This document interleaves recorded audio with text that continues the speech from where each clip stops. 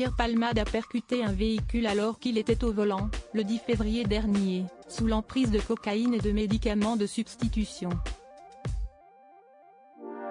Yüksel Yakut, qui se trouvait dans l'autre voiture, a pris la parole sur BFM TV, le 12 juillet 2023.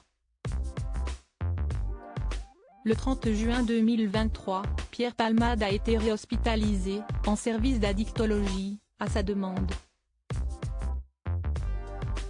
Mais personne n'oublie les images de l'humoriste, sorti en boîte de nuit à Bordeaux, en pleine polémique. CST d'ailleurs après avoir vu cette vidéo que Yüksel Yakut, victime de l'accident impliquant l'humoriste, a décidé de témoigner sur BFM TV. CST lui qui conduisait l'autre voiture, près de Célie-en-Bière, le 10 février dernier. Aujourd'hui, son petit garçon est traumatisé et sa belle-sœur Mila est toujours dévastée par la perte de son bébé.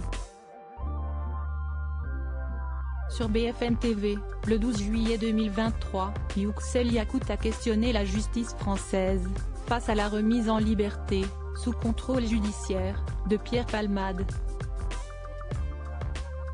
Ce monsieur a joué avec la vie de 4 personnes, rappelle-t-il. Quand je l'ai vu s'amuser en discothèque, j'ai pensé à tout ce qu'il a fait subir à Mila, à mon enfant et à moi. CST irrespectueux, CST impoli, il n'a aucune conscience. Il est libre parce que CST une personne célèbre. Ça me rend malade qu'il soit en liberté, et à mon avis, l'État français est aussi responsable.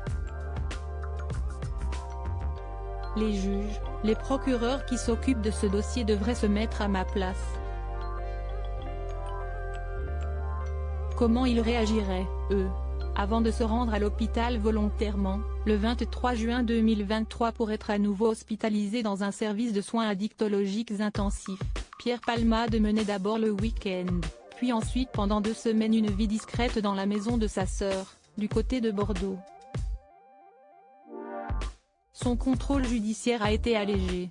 Il lui est toujours interdit de prendre le volant, d'entrer en contact avec les victimes de l'accident, de rencontrer les passagers de son véhicule et il doit continuer à soigner son addiction aux stupéfiants, mais sans hospitalisation forcée. Rappelons qu'il a été mis en examen pour homicide et blessures involontaires, et donc placé sous contrôle judiciaire, la justice estimant que son état de santé n'était pas compatible avec la détention.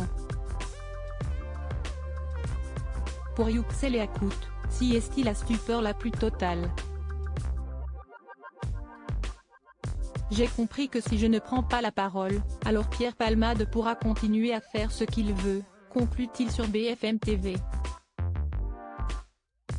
S'il est libre, ça veut dire qu'une personne qui consomme de la drogue et de l'alcool peut détruire la vie des autres sans aucune conséquence. Jamais je ne pourrai pardonner à Pierre Palmade. Si on se croise un jour, sera-t-il capable de me regarder droit dans les yeux ?